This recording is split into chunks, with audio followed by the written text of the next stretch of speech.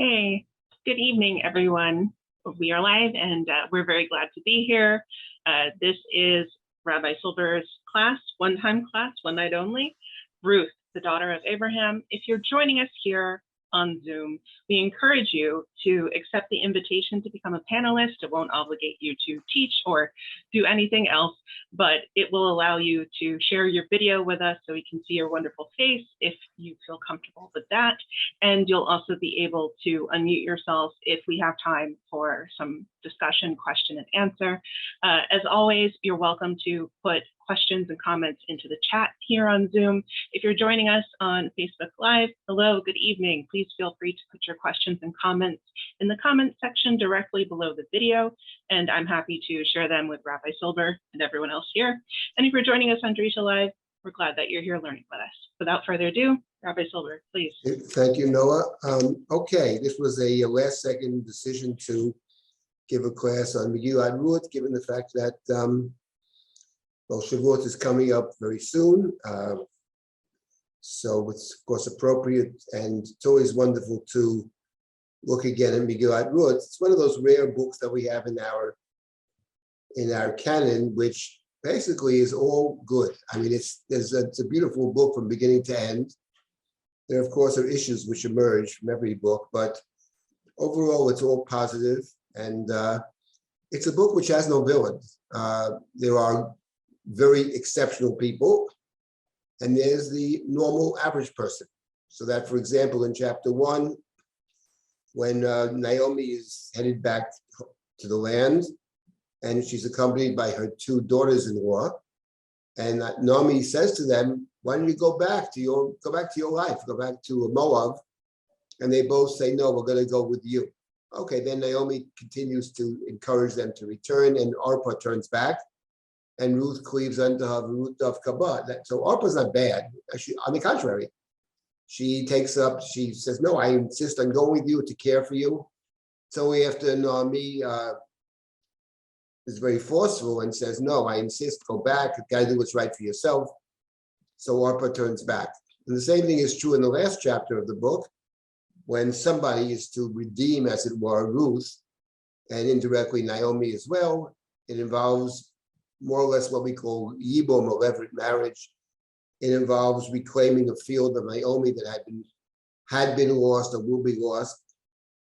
So there's the Boaz, the hero, who will do both.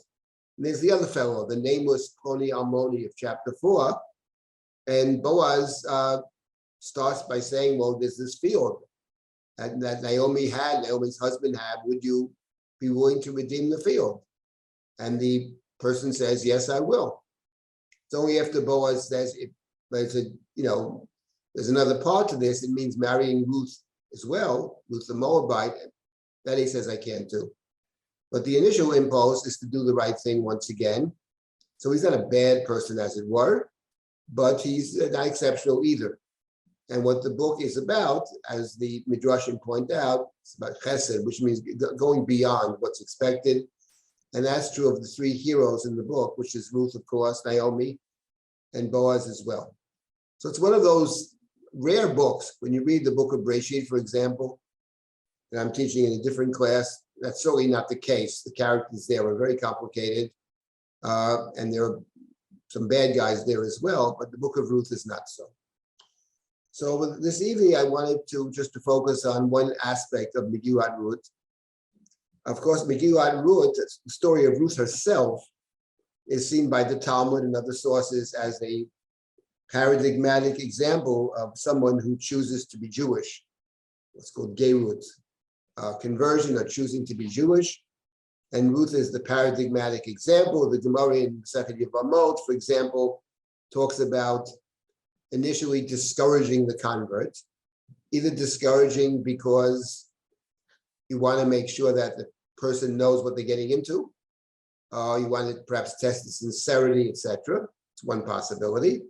And the example they give is from the first chapter of Ruth, when Naomi tries to talk her out of it.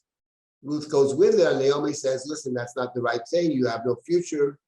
No one's going to accept you. No one's going to marry you. Go back to your home," etc. And she adds, "And as for me, God has it out for me. So or infamy, whichever term you use. And, I am a kind of a cursed person. Why would you want to join with me? But nonetheless, Ruth cleaves unto Naomi. We're not told what Ruth's logic is. She simply says, where you go, I will go. It's interesting that the very famous Midrash, which is appended or connected to Megillat Ruth, is the Midrash of Elisha ben Avuya and Rabbi Meir. And there it's very interesting that there it's Rabbi Meir, who one might say clings to or cleaves to or defends or protects Elisha ben Avuya.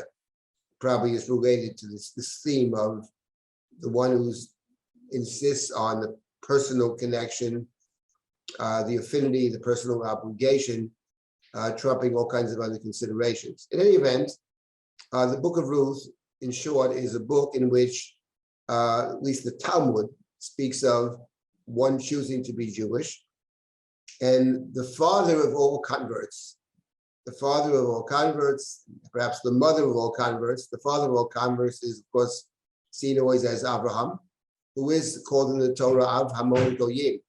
He will be the father of many nations when his name is changed in chapter 17 of Breshit from Avram to Avraham. Avamon Goyim Netaticha. And he's one who in his own life, the life of Abraham, has many connections, not just to his own family, but to the people around him. Honor, Eshkol, and Mamre are his confederates. He deals with B'nai Chet. Avram is one who has a very big picture of the world, and it's for that reason that the rabbinic sources often cite Abraham as the father of all converts. So I thought this evening we would take a look at Ruth as Abraham's spiritual daughter, and how the story of Ruth, one element of the story, plays off Sefer Breshit. I would say it plays off Sefer Breshit in two very different ways, and I hope we'll get to that argument I'd like to make. Before we get to that, let me just begin by saying that the book of Ruth, the way it's framed, is connected to the idea of kingship. That is, I think, fairly obvious, but I'll make the point anyway. Not only does the book of Ruth end with the genealogy of King David, and starting from the son of Judah, Peretz, and moving on through Boaz to Yishai, and then to David ultimately. And then the book ends. The last verse of the book is Yishai Holid at David. So it traces the genealogy of King David, which that's the way the book ends. Endings are very significant. But not only that, the book begins with Vayhi b'mei shvot hashoftim vayhi ra'av ba'aretz. The book begins, the setting of the book is Yimei Shvot HaShoftim. Shvot HaShoftim, of course, time of the judges, the time of the Shoftim. The book of Shoftim is the book that precedes the book of Shmuel. The book of Shmuel is all about kingship, the kingship and the problematics of kingship. And the book of Shoftim is about a time when there is no king. In fact, the last 5 chapters of the book of Shoftim speak about the absence of the king. In those days, Vayamim Haim Ein Melech b'Yisrael, Ish HaYashar B'Einav Yaseh is the last verse of the book of Judges. And the last 2 stories of the book of Judges are about civil war, about anarchy. And the claim the book makes in the last 5 chapters, and so the epilogue to Sefer Shoftim, is that kingship is certainly necessary, if only to avoid anarchy. It may go beyond that, but certainly without some kind of central leadership, people will do whatever they want. When people do whatever they want, it leads to all kinds of bad results, including the last story of the book of Shoftim, which is civil war. So you have a book, this little book of Ruth, which begins with the time of the Shoftim and ends with the chronology of King David. So it's fair to say that the book of Ruth is related to, speaks to the idea of the emergence of kingship. And given the fact that we conclude the book with the genealogy of David, I think it's fair to say that I think it's true in general of the Bible, that the Bible does not oppose kingship. Having said that, the Bible in the book of Shmuel, for sure, which does not oppose kingship. But the book of Shmuel makes very clear in a whole variety of ways that kingship is, if not forbidden, maybe even we need it, but it certainly has a very dangerous side to it because it's about people having virtually unlimited power, and that leads always to bad results. Book of Ruth, on the other hand, as I started to introduce the book, it's all positive. It's all positive energy. It's hard to find too many other stories like this in the Bible. The one that comes to mind is actually the story of Abraham sending his servant to find a wife for Yitzchak, that chapter, that Parshat Chayei Sarah. That's what positive actually is.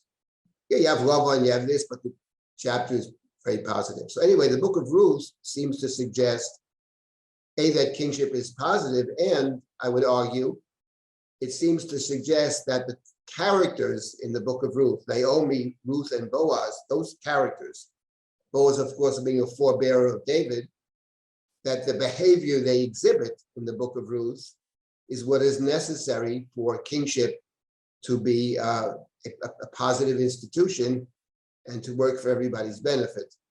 That I think is the subtext of Megillat Ruth. Okay, so I didn't want to, this evening, just make two main points about the book of Ruth and the book of Breshit, with one focus would be Avraham and then a second focus as well. But before I start that, does anybody have a comment before we launch into this shiur about Ruth, Avraham, and a related story in the book of Breshit? If someone has a comment now, speak up, or if not, we'll just continue, either in the chat or unmute. I just have one question. Are you saying that then kind of the unlimited power can only be balanced by unmitigated chesed? Is that what you're? I think that I didn't say that. That's your formulation, and it's a very beautiful formulation. So I think I'll give you the credit for that. But I was saying that a sense of, I think, yes, I would say chesed. I think what's striking about the first chapter, I'll tell you something. Before I got married, my father, who was exemplary, but never really directly gave me advice. He lived a certain way, and he was an exemplar. He always said two things to me. I remember him saying, but one of them was, whenever you have a big word or a small word, always use the small word.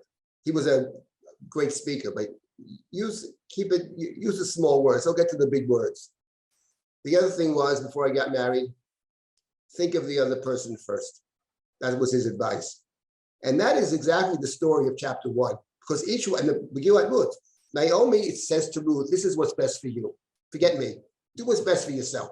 You got to go home. You got to get a family that won't accept you. I'm too old. God doesn't like me. And Ruth says the opposite. I'm going to be with you no matter what you say. I'm going to go out in the fields. I don't care. Yes, I'm a Moabite. I don't care. And I think the idea of thinking of the other person first is necessary, because the kings, people with power, spend a lot of their time thinking about how can I stay in power. That's when they get in trouble. And it's true of David and Bathsheba. He sort of forgets his job. He forgets about prosecuting a war, fighting Israel's enemies. He's busy with his own personal problem, and that sort of overshadows his or prevents him from fully grasping the fact that he has a task, which is to serve others. I would say yes. I would say in that sense, I think the formulation is very beautiful, and that is, yeah, the idea of thinking of the other first is an antidote to the dangers of kingship, which is thinking of myself first, because retaining the power and that power can actually have many negative sides to it, negative effects. One of them is you can't actually see properly. You can't recognize the other person. So the book of Ruth, which is, I think it's one of my favorite books. I find it very beautiful and very inspirational book. I think that is a good formulation. Yeah. Anybody else have something to add? If not, we'll continue, and you can speak up at any time or chat, and We'd like to hear from anybody who has a comment or question or an insight. Please speak up. Let me just get to the first piece of this. We called it Avraham and Ruth. Well, I would say Ruth as the spiritual child of Abraham.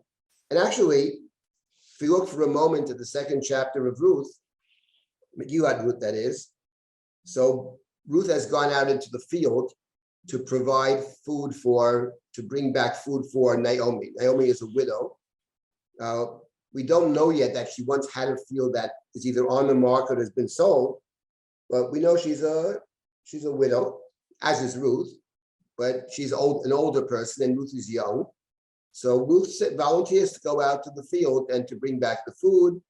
She doesn't know the customs, the mores of the land. She doesn't know that actually there's an obligation to leave a part of your field for the poor. She says, let me go to the field. Maybe I'll find favor with somebody. And it just so happens, says the Megillah, that she comes upon the field of Boaz. Is it by chance? Is this God's work? It's a good question. But in any event, that's where she ends up. And Boaz himself, another hero, has returned from Beit Lechem, and he blesses the people, and they bless him back. That's in verse number, was it 4 or 5? I can't even see. Verse 4. And then Boaz asked the question, who is that young woman over here? To whom does she? Where's she coming from? Maybe he recognizes she looks different. She's a Moabite woman. And the young man says, oh, she's been here from the morning. She's the one that came back with Naomi. And she said, let me gather in the field. And she's been here working in the field almost the whole time. She hasn't really rested very much. And now Boaz says to Ruth in the 8th pasuk, Halo shamat biti al telchi l'kol b'sadeh acher v'gam lo tabui mizeh v'chol tidbakinim narotai. And he goes on, you stay in the field here. I've commanded the boys not to bother you. Right? Young girl by herself, not an old person, and a bunch of guys around. I've commanded them not to touch you, not to bother you, and you can go and take the food. And she falls down to the ground, she bows down. Why are you so kind to me? I'm a stranger. And Boaz says to her, here's the reason. And this is important for our purposes. This is the 11th pasuk of chapter 2. Vayan Boaz vayomer la hugeinu gadli kol asher asit et chamotech achrei mot ishech vatazvi avich v'imech v'eretz moladetech vatelchi o am asher lo yodat timol shoshon yishalem Hashem polech uti maskoteh shlema miyam Hashem lo Yisrael asher bat rachzot tachat kanafav. Boaz says the reason is I know all about the fact what you've done for your mother-in-law after her husband died. After your husband died, and how you abandoned, that you left your mother and your father and the land of your moledet behind, and you went to a place of which you knew not formerly. And that expression, "Vatazvi avich v'imech v'eretz moladetech, vatelchi o am asher lo yadat timol shoshon," when you read that pasuk, that reminds, of course, of God's command to Avraham in the beginning of Parashat Lech Lecha.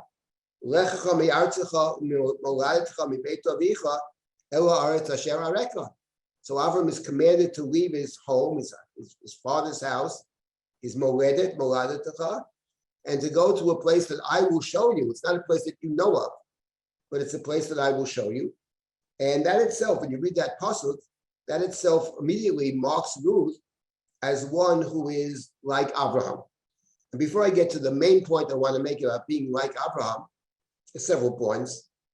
I want to point out something else about Boaz, which is Ruth says, why are you being so nice to me? I'm a stranger, I'm a foreigner, and you've taken an interest in me. Recognize me. Oh, I know all about you, says Boaz, how you left your home and your mother-in-law and you're a widow and etc. and you care for her, and God should give you a blessing. But what's curious is, Boaz asked the Nar, who is this girl, he says. Oh, this is the one that came back with Naomi, and she's been gathering food. But the point is, when he didn't say this is the one who came back with Naomi, but when Boaz speaks to Ruth, it sounds like he knows the whole story. Oh, I know all about you, how you came, how you left, right? After your husband died. How does he know her husband died? Right? Your husband is dead. He seems to know more than the Nar told him. And if you think about it, it's not that surprising, because in chapter 1, when Naomi returns back from Moab, it says the whole city was abuzz. So that people were talking about the fact that Naomi, who had left earlier with a husband, 2 children, comes back with neither. So it sounds like Boaz knows about this even before the Nar identifies Ruth as this particular woman.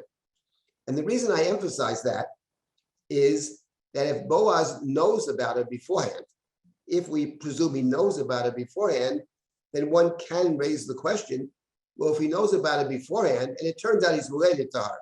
That's how chapter 2 begins. Noami Modali Isha. He's related to Elimelech, is Boaz. He's a relative. How close exactly, we don't know, but he's related for sure. Then one can ask the question, and let's keep that in the back of our minds. Well, if he knows all about this poor widow returning from Moab, and he is related to this person, so why is he waiting for Ruth to show up in his field? Why doesn't he actually proactively go to Naomi and say, let me help you? The whole city's talking about her, but he doesn't. That's interesting. He doesn't act. He is certainly a very good person, but he's not acting. And it seems like he knows the story before she happens to show up. Once she shows up, then he's very kind. And he says, may God reward you. Yishalem Hashem Palech. And we'll come back to that pasuk about may God reward you. Now, before I get back to that pasuk, I want to make a different point about Ruth and Avraham. Avraham, let me start with a different point, actually. There's a lot of different points here. I recently wrote a book about Sefer Shmuel. It's in Hebrew. It's called Malchut Adam. It has, in my view, I'm prejudiced, many, many, many interesting readings in the book of Shmuel. What is in particular interesting is that the character of Avraham and the character of David have much in common in the book of Shmuel. I can't get into all the details here, but let me mention one pasuk in the book of Shmuel, the chapter in which God says to David, I'm going to establish your kingship. The line of David will be the kingship for Israel. It's chapter 7 of Shmuel Bet. It's when David says to the prophet, I want to build the temple. After all, I live in a house of cedars and God lives behind a bunch of curtains. And the prophet says, sounds like a great idea, go do it. And God says to Natan HaNavi, tell him not to do it. I'll tell him when to do it. He's not going to do it. His son will do it. But in the context of that story, in the beginning of chapter 7, after David offers to build the Mikdash, and God says, go back and tell him, Kotomar, it's in verse number 8 of chapter 7, Kotomar li avdilu David, Komar Hashem Tzvaot, says the following, Ani l'kachticha min hanoveh, me'achar hatzon. I took you from the field, says God, right? As you were a shepherd. And I took you, I took you to be a prince, the prince of my people. For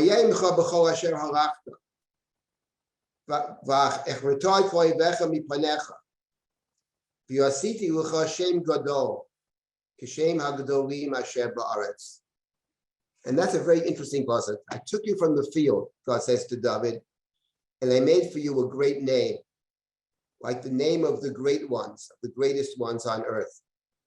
And that expression, I gave you a great name, of course, is the very beginning of we meet Avraham.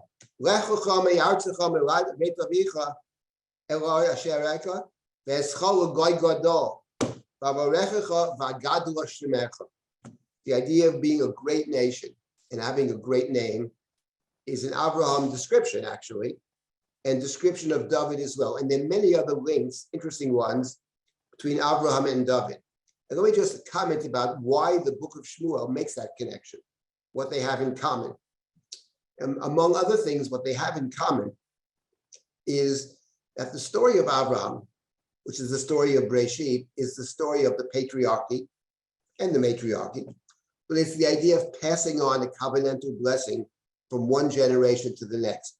in the promise made to Avraham, God spoke of 4 generations, 3 generations of suffering and a 4 generation of return. And the book of Breshit has 4 generations as well. Is Avraham, he's the first generation, Yitzchak is 2, Yaakov is 3, and then Yaakov's children, Yisrael, Bnei Yisrael are the 4th generation.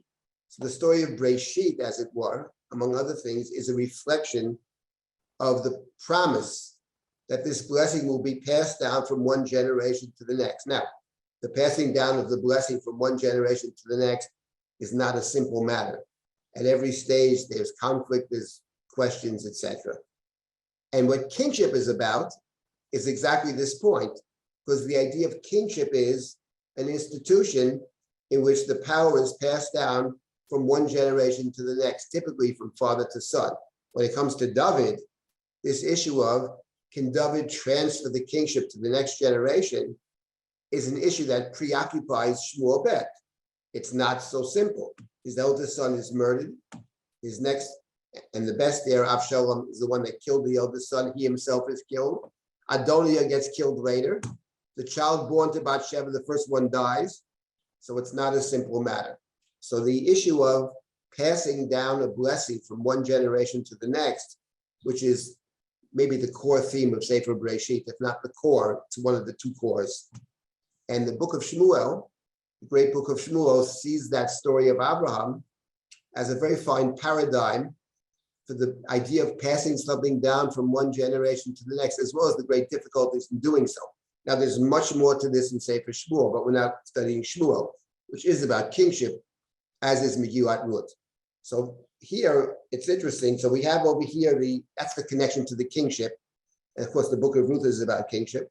But in terms of the character of Abraham, the positive qualities of Abraham in the book of Breshit, if we're forced to say Abraham's 2 great qualities in Sefer Breshit, I would say the 2 great qualities in the Abraham cycle, in the Abraham story, are first of all, his ability, his willingness to leave the past behind, to have trust or faith in God, and to go to a place that he doesn't know. That's the Lech Lecha of chapter 12, the first communication of God to Abraham, and that's the Lech Lecha of chapter 22, the Akedah, which is the same language. Lech Lecha Eretz HaMoriyah, go to the place Asher Omari Lecha, and in the first instance, Lech Lecha, and go to the place Asher Areka. So that's one of his great qualities. And Abraham's, that's one great quality. The second great quality of Abraham that he's known for, and it appears in the text of the Torah, is his kindness to the stranger. What they speak about, Hachnosat Orchim. That's Abraham's quality. Abraham is standing by the door of his tent, and he welcomes these strangers to his house, and he runs all over the place. He's going to feed them and care for them, and greets them with great respect, etc. So this is the other quality of Abraham. If we have to pick out the 2 qualities, I would say, one is the quality of willingness to leave your place. And the other quality is the quality of hospitality or kindness to the stranger. And by the way, I speak of Ruth as Abraham's spiritual child, which she most certainly is. And of course, she has these 2 qualities. But what's interesting is that the 2 qualities of Abraham factor in a different story, also in the book of Breshit, our foundational book. And that's the story in which Abraham commands his servant, Eved Abraham, to find a wife for Yitzchak. If you remember, the servant says to Abraham, maybe I'll find this wonderful person, wonderful woman, but she won't want to leave her home. She wants to stay there. Maybe she says, I'll marry Yitzchak, but he has to come to me. What should I do in such a case? And says Avram, God forbid. No, that cannot happen. Then Avram adds, the God who took me from my home and brought me here, that God is going to help you. If the woman refuses, don't send him back. So the quality that Avram is looking for in Yitzchak's spouse is exactly the quality of Lech Lecha. And if you remember the story of Rivka, at the end of the day, the family wants to hold on to her, and they say, let's ask her what she wants. She's a very young girl. Will you go with this man? Vatomer Elech, she says at the end of chapter 24. So that was the test. Now let's say you're the servant of Abraham. Okay, you want to find a woman who's willing to leave her home. And also the family has to let her go, of course. How do you find such a person? You're the servant of Abraham. You're the servant of Abraham, great. But how do you find this person? So what the servant of Abraham does, in my opinion, is the following. He says to himself the following. Avraham has two great qualities. One is the willingness to leave his home. That's one quality. And the second quality is hospitality towards the stranger. I'm not going to knock on every door to find out if you have a daughter willing to leave her home. But I'll do something else. I'll set up a test for hospitality for the stranger. I'll come with my camels, I'll ask for water, and let's see the one who's willing to go the extra mile, or maybe in this case, the extra 100 miles, and feed not just one human being, but 10 camels. 10 camels, and they can drink. And because if she has that quality of the kindness, of the chesed, of the hospitality, then maybe she has the other quality of Avraham, which is the quality of Lech Lecha. That's the servant's thinking. And of course, in that chapter, beautiful chapter, it all turns out to be true. Of course, she has the quality of hospitality. It's when he actually gives her the ring. And then, of course, he's quite certain that God has answered his prayers. At the end of the day, she'll be willing to leave. And the family wants to hold on to her. And the family says at the end of chapter 24, let's ask her. Let's ask this little girl what she wants. Nishalai Pia. Probably thinking she'd be afraid to leave home. Will you go with this man? Vatomer Elech. I mean, I think that the perceptive reader has a sense in the very beginning of the chapter that it's going to come down to Rivka saying Elech. And those are the two qualities. So Rivka is the spiritual child of Abraham. There's more to say about that. And the other spiritual child of Abraham is, of course, Ruth. And Ruth has these two qualities as well. She, of course, leaves her home. And she leaves her home despite the fact that someone's trying to dissuade her from leaving her home. She's on a different level, this woman. Naomi says, do not come with me. It's not a good thing for you to do. There's no future for you. Says Ruth, that doesn't matter. It makes no difference. I'm going to go with you. Life and death, I'm going to go with you. By the way, as I'm talking, I'm thinking about Sefer Shmuel again. And this story, this is a very good point. This story of someone saying to somebody else, do not come with me, because it's not the right thing for you. You have to think about yourself, your family, your responsibility. Do not come with me, which we find in the book of Ruth. We have this actually in the book of Shmuel. Let me see if I can find this. The story in the book of Shmuel is when David is exiled. David is exiled by his son Absalom. Absalom marches towards and takes Jerusalem, and David is on the run. And David, this is found in chapter 15 of Shmuel Bet. Let me see if I can find this. And David basically, one of the great chapters of the Bible, but in any event, at first David gives up completely, and then he gradually begins to think, maybe I can return to Jerusalem. And now we have a little story in 2 Samuel chapter 15. I don't want to dwell on this too much.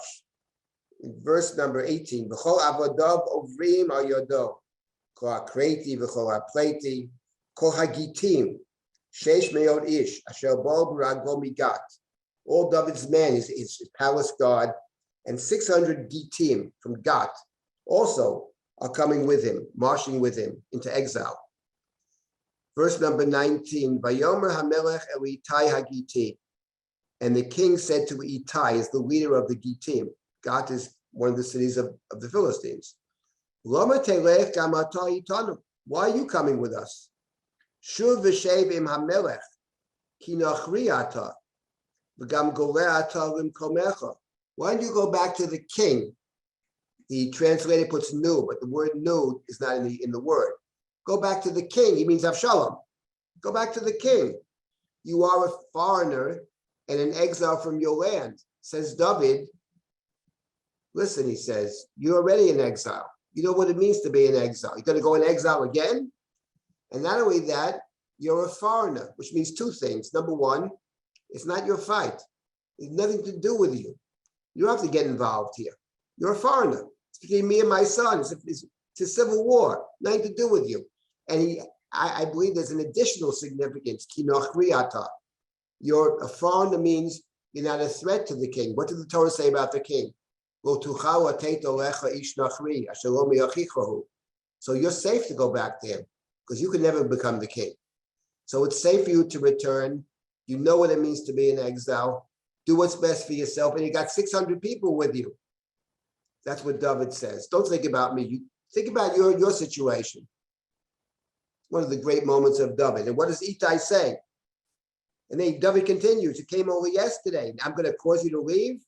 I'm going where I'm going. I have no future, he says. It's like Naomi talking. I have no future.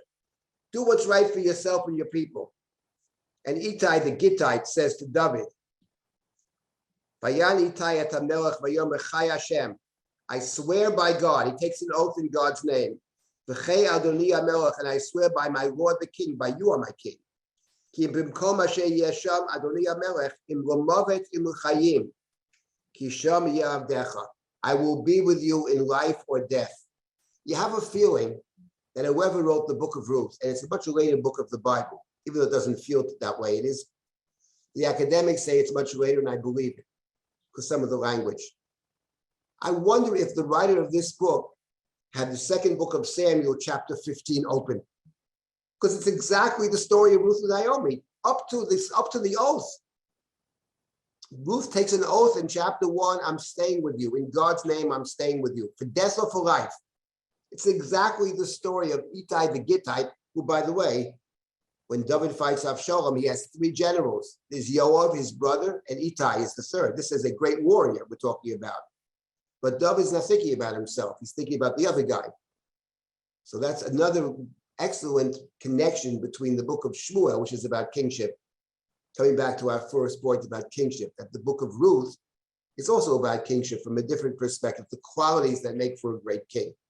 Anyway, so this is the story of Ruth. Ruth has the 2 qualities of Avraham, but there's actually something else. And there's something else here very interesting.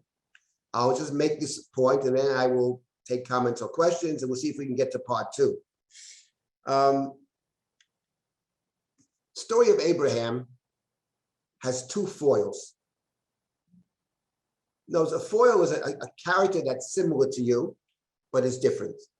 And the foil, when you have the other character, it enables the student, enables us to look at our character and to understand our character much more deeply.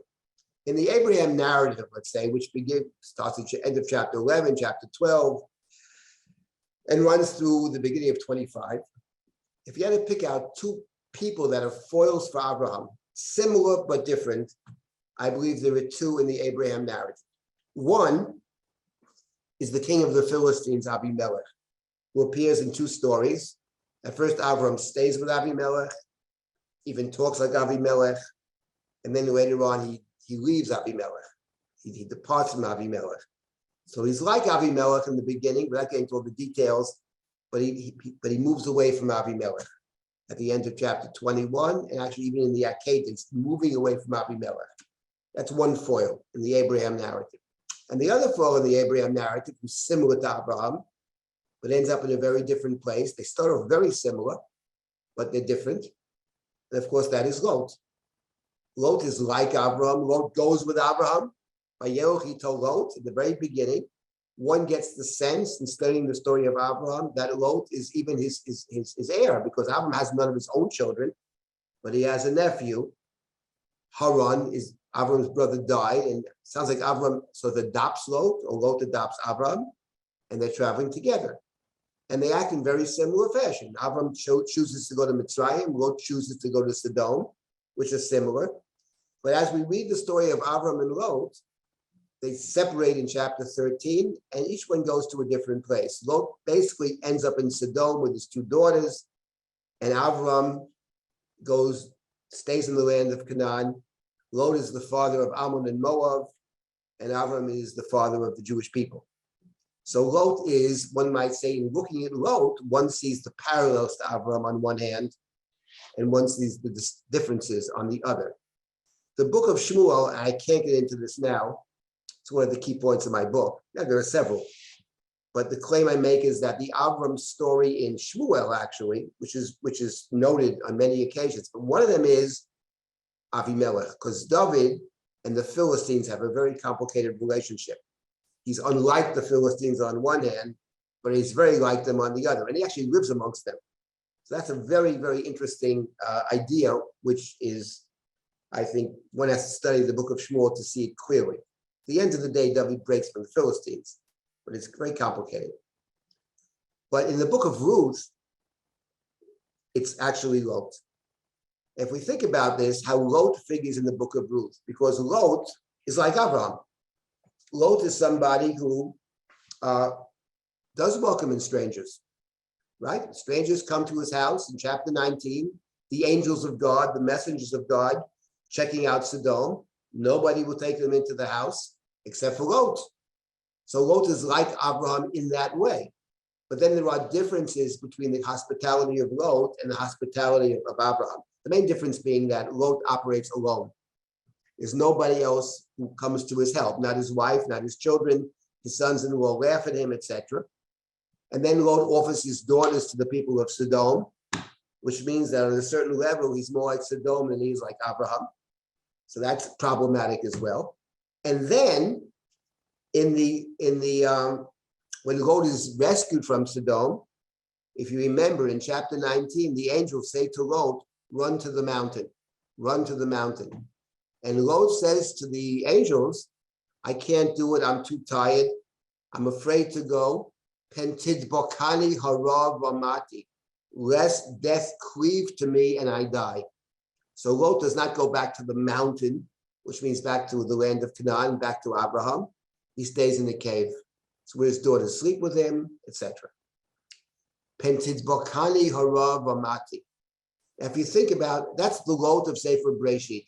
Then we have the descendants of Lot, Ammon and Moab. And Ammon and Moab in the book of Dvarim are precluded from joining the Jewish people. And the Torah gives two reasons why. Why Ammon and Moab cannot be included amongst the Jewish people. Two different reasons. Number one, because when you left the land of Egypt, they didn't, right? They didn't come and greet you with bread and water. When you left the land of Egypt and you were struggling along the way,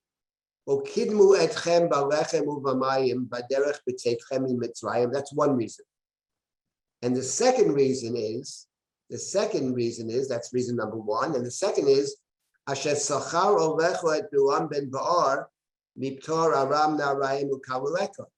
second reason, they hired Bilam to curse you. Then the Torah continues, and God says, but I didn't permit them to curse you. In the next verse, I didn't blow up Hashem Elokecha Lishmoa, Vayafoch Hashem Elokecha Taklog V'Bacha, Ki Ha'ivcha Hashem Elokecha, Lo Tidrosh Shlomam V'Tovatam.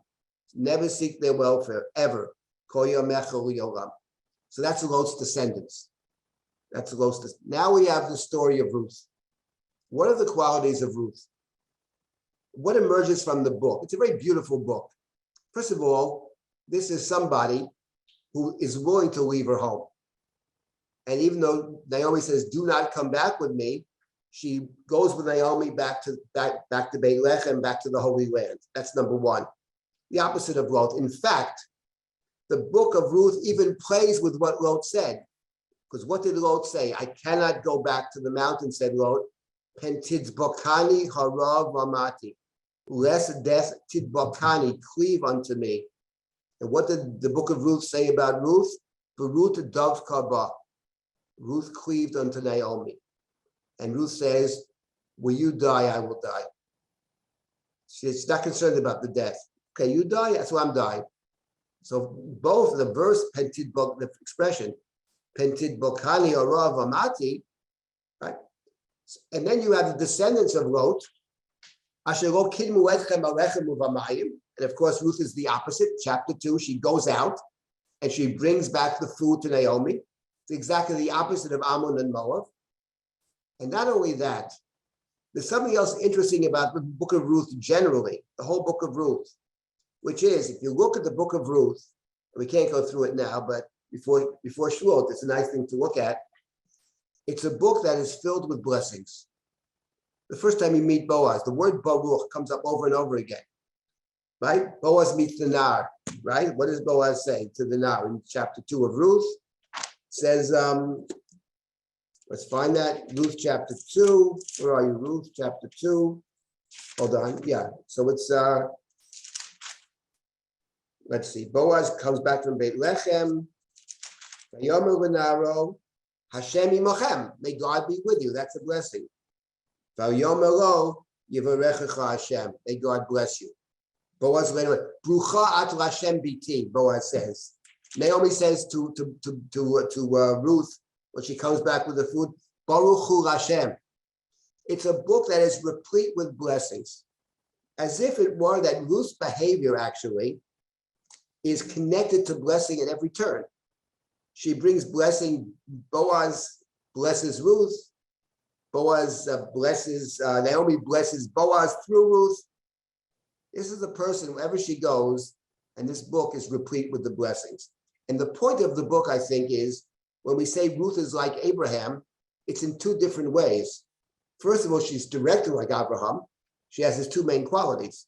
But not only that, the book goes out of its way to distinguish Ruth from Lot and Lot's descendants, because Lot, of course, the foil of Avraham, he's the one who doesn't go to the mountain unless death cleave unto him, and his descendants, Ashelo kidmu elechem alechem u'bamayim. So it makes Ruth a Abraham figure in both ways, and both she's like Avraham on one hand, and she's unlike his foil on the other, right? She's the opposite of his foil, which means she's like Avraham.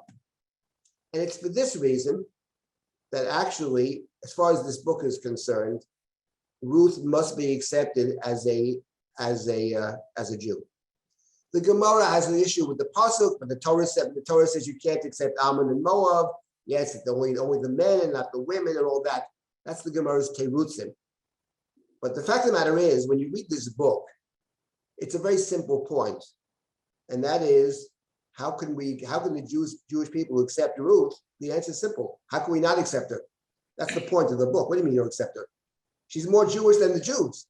She's Abraham's spiritual daughter, in both in terms of the positive side, and she's also the anti-Moab and Ammon person. You can't accept them because of X. What about somebody who's the opposite of them? That's the pshat of the book. The Gemara tries to work with halachic categories, how can we justify halachically, etc. The book doesn't know from that at all. When you read the book, it's not in the book at all. The book has a very simple solution. She's like Avraham. Of course she's Jewish. What's the question? It's no question. She's the greatest Jew who ever lived. I mean, it's exactly the point. And so that, Rabbi Silber? Yes.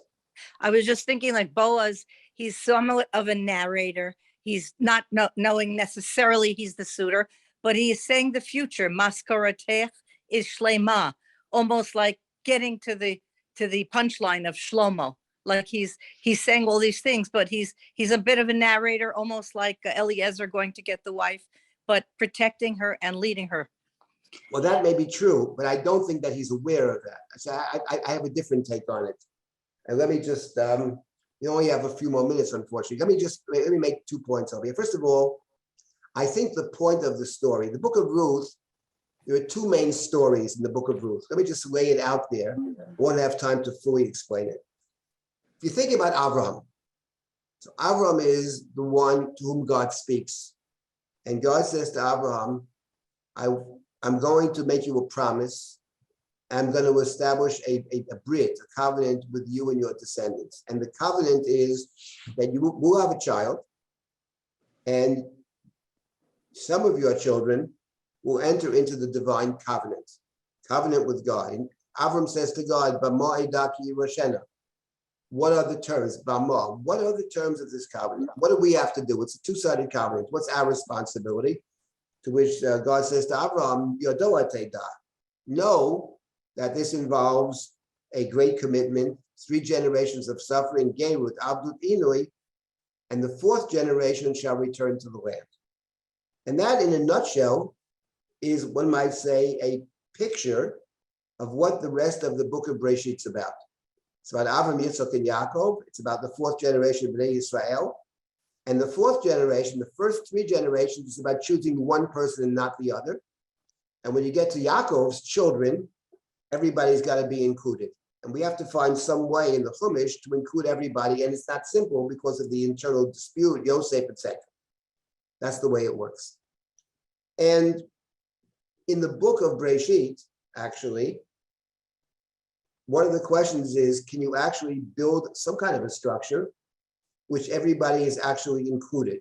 From the very beginning of Bereshit, one gets the sense it's not going to be simple. The first set of brothers, one kills the other. The families of Avraham and Yitzchak and Yaakov have internal dissension. And the story of Yosef is not just dissension. They actually try to kill Yosef, and he ends up being in the land of Egypt.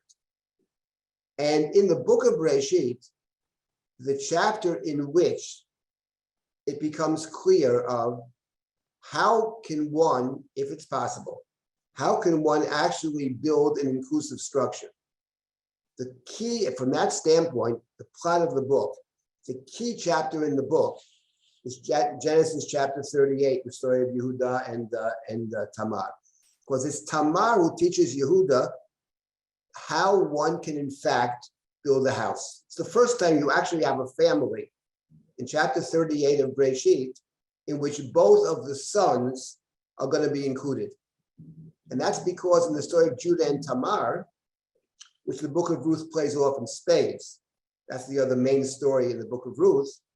In that particular story, and this is a very important point, Tamar has lost two husbands, Judah has lost two sons. So what Tamar does is she maneuvers to sleep with Yehuda. He doesn't know who she is, but she knows who he is. And she's expecting twins. And the twins are the perfect ending to the story because she's lost two husbands and he's lost two sons. So each of the twins is going to replace one of the sons. So by definition, you can't exclude either one. It's the first time, actually, that you can have a family of two siblings, two male siblings, that both will be included. And in that story, what Yehuda has to do to make it work is two things. First of all, he can't deny the fact that he's the father. He has to accept it. He has to, one might say, confess. So there are two things. There's the taking of responsibility, which means, yes, this is my seal, this is my staff, this is my coat. And he has to confess and say, Tzadka mimeni, she's right and I was wrong. So taking responsibility and confession, which is what Tamar gets Judah to do, makes it possible in chapter 38 to create a family in which both siblings are actually included. And Yehuda then later in Sefer Bereshit does exactly the same thing to bring the whole family together. He both confesses later before Joseph, doesn't know it's Joseph, and then he takes responsibility. I'm the guarantor, I'm the Orev. So Tamar has taught Yehuda how to exercise leadership, actually. He becomes the king. He gets back his staff and seal, symbols of kingship. It's through confession, it's through taking responsibility. And the story of Yehuda and Tamar, of course, is the story that lies behind the book of Ruth. The book of Ruth, of course, where the book ends, it doesn't just end with King David. Elah told those Peretz. Peretz is the son of Judah. Peretz is one of the two sons born to Judah and Tamar. And in fact, the women at the end of the book of Ruth mention Tamar. V'hi beitcha kebeit Peretz, asher yada Tamar liYehuda. The women say, your house should be like the house of Peretz that Tamar bore for Yehuda. And now the point, and unfortunately, I don't have enough time to go into this because the larger question is, which is a very interesting question, does the story of Judah and Tamar, this is interesting. I never taught this before. Something to think about. I taught Judah and Tamar many times. But does the story of Judah and Tamar, does it connect to the promise to Avraham in the covenant? I believe it actually does connect, but to demonstrate that will take some time. I haven't worked it all out, but I'm quite sure it's true. I think it can be worked out. But the point is that in the case of Yehuda and Tamar and the case of Ruth, which both are about, one might say, levirate marriage, in the broad sense of levirate marriage.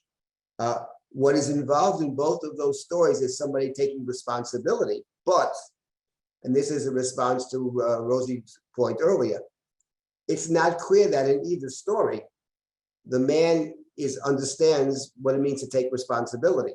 Certainly not in the case of Yehuda, that's for sure. But even in the case of Boaz, because what Boaz says to Ruth said to Boaz in chapter 2, why are you being so kind to me? I'm a stranger. And it turns out that Boaz says, oh, I know the whole story. You left your home, you left this, you came back with Naomi, your husband had died. Well, if you know all that, mister, why aren't you doing anything? But what he says to her is, Yishalem Hashem Palech. God should reward you. Next verse, further down. God should give you a reward, right? Right. Yishalem Hashem, next pasuk number, that's it. Yishalem Hashem Palech. God should reward you for your wonderful behavior. Which God? The God under whose wings you have sought refuge. That's what he says to her. God should bless you, my dear. That's chapter 2. Chapter 3, the harvest season is over. Naomi says to Ruth, do what I tell you to do. You go and dress up, she says in chapter 3, and lie down next to this man, Boaz. He'll tell you what to do. That's chapter 3, which is not a simple thing for a young woman to do. Highly inappropriate, obviously. And she lies down next to him, all kind of suggestive language. And Boaz in chapter 3, verse number 9, says, Miyat. Miyat, who are you? That pasuk. And this, Atomer, Anochi Ruth Amatecha. I am, she says, Ruth, your servant. Ufarasta knafecha amatcha ki goel ata. Spread your robe over your handmaid, for you are the redeeming kinsman. And what did Boaz say to Ruth in chapter 2? God should reward you. God should give you a reward. The God of Israel should pay you recompense. Yishalem Hashem Polech, uti maskoteh shlema, asher bot lachsot tachat knafav, under whose knafav, wings you, under whose wings, right? You have come. Lachsot tachat knafav. What does Ruth say to Boaz in chapter 3? Ufarasta knafecha al amatcha. Let me, in my own language, say what she's saying. Boaz, you're a great guy, very nice guy, a generous man. That's why I'm here. Because I know you're not the closest relative, but the other guy's away, so he'll never do anything. You speak very nicely about God rewarding me. But let me remind you something. God will do what God will do. It's your responsibility to reward, not God. Don't put it off on God, mister, with that holy talk of yours. I don't want to hear it. About God spreading God's wings over me. No, you spread your wings over me. You're the redeemer. You're a big faker. You're a nice guy, but you are a first-class faker. It's your job, and you know it too. And of course, what's Boaz's answer? Because she sees the goodness in Boaz. Brucha at Hashem biti. Of course, this is a person that brings blessing at every turn. She's the anti-Moab. You're right, he says. You're 100% right. Now, there is somebody closer, but one way or the other, I'm going to take care of it. In the case of Judah and Tamar, of course, she ends up sleeping with Yehuda. He's not the closest relative. He's the second closest relative, right? His son is the closest relative, but he's forbidden his son from marrying Tamar. So she goes after the second closest relative. It's one of the many, many connections between the story of Tamar and Yehuda and the story of Ruth. So what I would say the following, in summation, that in the book of Bereshit, you have a covenantal promise given to Avraham. That's the promise. And it works out over 4 generations. But the fact that there is a promise, we as human beings have to try to make the promise happen, have to make it come true. The one who makes it come true, really, it's strange, is Tamar. She's the one who teaches Yehuda how to build a family, how to build the bayit, how to build the inclusive structure, which is the 4th generation. 4th generation shall return to the land. In the book of Ruth, is playing on these two stories, which I think are related. One is Ruth is an Abraham type figure. Both, she's an Abraham type figure in the positive, and she's an anti-Ammon Moab and Lot figure, which also makes her an Abraham figure. And then in addition, of course, throughout the book, is the story of Judah and Tamar. She's able to make it happen. And the parallel, of course, is clear. Kingship is an institution which is passed down from generation to generation. The patriarchy, the covenantal blessing, is a blessing passed down from generation to generation. And it's striking that in both books, both in Breshit and in the book of Ruth, not only is it a woman, actually, but it seems to be a foreign woman. Tamar is, who was Tamar? Her lineage is never given.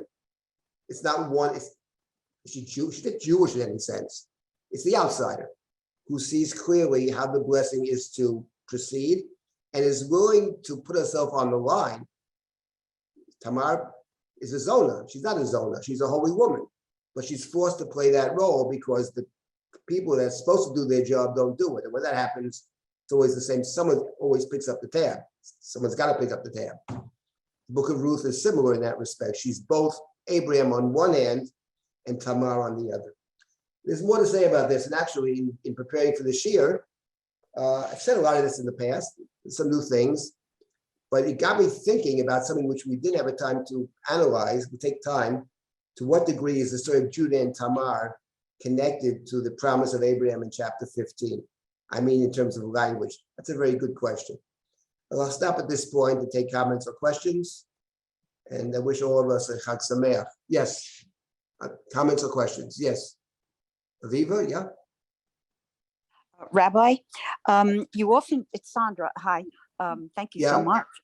You often taught that even when stories repeat or offer us foils or echo one another, that often it's a good exercise for us to look at the differences between the stories to help us better understand them. And it seems to me that one key difference when comparing Ruth and Abraham is that Abraham is commanded, Right. whereas Ruth intuits. Right. So to me, when you said, and I think it was an incredibly serious comment, but it was said so quickly that you said, why not Ruth? Why Ruth? The question should be, why not Ruth? She's the greatest Jew. And everybody obviously points to Abraham for myriad reasons. But this story, when you talk about foils and playing on and building on the characters that came before, she came from Aver HaYarden. She came from the other side of everything, the other side of the family, the accursed side, the hybrid side that's cursed but also protected. But the key thing for me is that Abraham, chapter 12, Abraham's told to Lech Lecha, told really as clear as the Chumash can be, and Ruth intuits it. And so I would really rest my case right there and just really be so humble and just say, she repeats the humility when she says to Boaz, so why do you even recognize me? She doesn't even, I don't know that she even recognizes the recognition. It's just so enormously huge. And she does this by instinct. That's true. The truth is that Rivka also was that way. Rivka was not commanded to leave her home. Yes, the servant says it's a sign from heaven, etc. No, she's led down the path. Rebecca is great, but she's led down the path. Ruth takes that story, Abraham morphs into Rebecca, and Rebecca morphs into Ruth. Of course, Ruth is, as I said, Ruth was discouraged from going. So no one commanded her to do this. Yes. It's just mind-boggling. Yes. Aviva, what do you want to say? That you've mentioned here, and also when we studied earlier, when we were studying Genesis, about the importance of Abraham and Rebecca and Ruth willing to leave their home. But is that in itself the value, or is it that they leave their home to join the Jewish people and our God? I mean, if it were Isaac or any of the key figures who was willing to leave their home and join the Philistines, would that be commended? No, clearly. I mean, it's willing to pay a price for some spiritual goal. I mean, in the case of Avraham, it's going to the land that God will show him. In the case of Ruth, in the case of Rivka intuits that it's God's will. In the case of Ruth, it's accompanying this elderly woman and helping her. It's a book about chesed, that's for sure. I would say something else, that in the case of Ruth and Rivka and Avraham, all three, it's about hospitality. And I think actually, in thinking about hospitality, welcoming the stranger, I would say the following, that this is a Shavuos theme as well, holiday of Shavuot. I think what may lie behind the idea of the welcoming the stranger to my home is a sense that it's not actually my home. It's a sense that, as the Torah says, and the talks about the Shemitah, the Yovel year, Li Aretz, it's God's land, Gerim v'Toshavim Atem Imadi, the sense that, okay, you happen to live there now, and God blessed you, and to some degree, the Torah does recognize proprietary rights and rights to property. I'm not suggesting it doesn't, but in some deep sense, it's a sense that this idea that it's mine is counter to what the Chumash seems to say about the way we understand this world. And if you understand that it happens to be mine at this point, but that actually that's by dint of good fortune or God's grace or whatever. But it could be very different. And the fact is, it could be me visiting someone else's place. You walk in the streets in New York and you see people sleeping in the street. And it's very important to remember that that could be us. Because by circumstance, 99%, we're born to a certain family, a certain way, etc. It's not necessarily that we're more virtuous. Things happen in this world. And it's very important to remember that other person could be myself. And I think the idea of greeting the stranger is a recognition that in some sense, the fact that I'm here and the other person is a wanderer or a stranger is not because of my entitlements. At least we choose not to see it that way. I mean, it's an entitlement, it's an opportunity to do a mitzvah, that's true. But the idea that the land, and here we come to a very deep point, which I'll have to conclude in terms of Shavuot in general. The holiday of Shavuot, we say in our davening, Zman Matan Toratenu, but the Torah actually never identifies Shavuot as the time of giving the Torah. You could say that, you could figure it out on the calendar, but nowhere does it ever say, actually any place, that there's a holiday to commemorate the Torah. The closest we get is the end of Sefer Devarim, Hakel. Every 7 years on the holiday of Sukkot, you read the Torah. But in the Chumash, Shavuot is the holiday of possessing the land. That's what the Torah speaks about, the day of Bikurim. And the idea of counting the 7 weeks and then celebrating Shavuot is parallel in the Chumash to counting 7 years, 7 times 7, and then having the Jubilee year. And the Jubilee year, the lands all revert to their original owners, because God says it's not your land. And to the degree that we think it's not ours, the Chumash says it is yours. The land is yours, achuza, but only if you understand that in some profound sense it's not yours. And that's what the holiday of Shavuot is actually about. And that, I think, it ties in very nicely to the idea of hospitality to the stranger, coming to my place. Well, it happens to be my place, and I'm very grateful for that. But in some profound sense, it's not our place. We are strangers and sojourners in God's world. And that, I think, is very central to the idea of hospitality, to the book of Ruth, and the holiday of Shavuot, in the plain meaning of the Torah. I will stop at this point. It's a great book. I mean, it's an uplifting kind of book, and there's much more here. Anyway, I wish you all a Chag Sameach, and there'll be many other opportunities, hopefully, to study together. Thank you. Thank you. Thank you, Rabbi Silber, as always, for a wonderful class, and to everyone here for your participation. We do have 2 more programs tomorrow. You can learn about them and sign up on our website. I put the link in the chat. And if you aren't able to join us for those opportunities, then we wish you Chag Sameach, and we hope to see you very soon after the holiday for more learning. Be well.